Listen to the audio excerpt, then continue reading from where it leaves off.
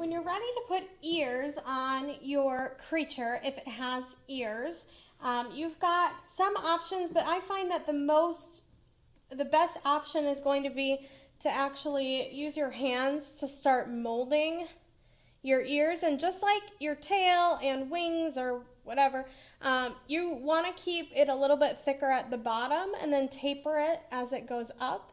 So you've got these sort of petals. So if you've ever formed flower petals in clay, that's sort of the look you're going for. Now I have in front of me a picture of a cottontail rabbit, so I'm actually looking at the position of its ears and the scale. So you're going to want to look at your reference imagery to see kind of where it's at.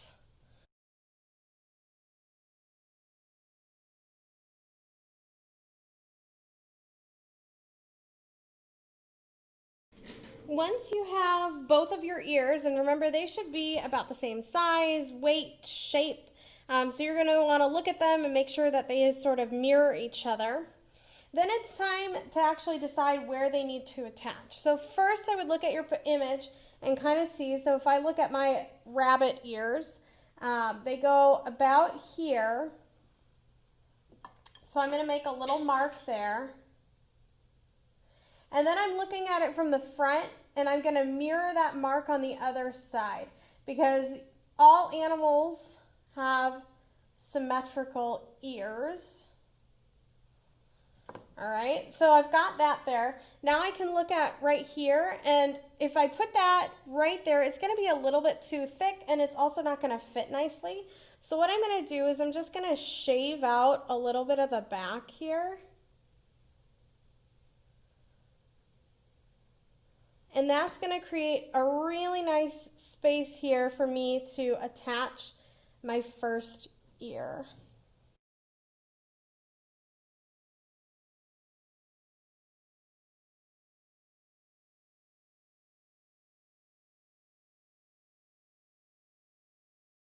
All right, so I've blended my ear and I can see there's a little gap on the other side. So what I'm going to do is I'm just going to slip and score a little bit of clay in there and make sure to blend it nicely.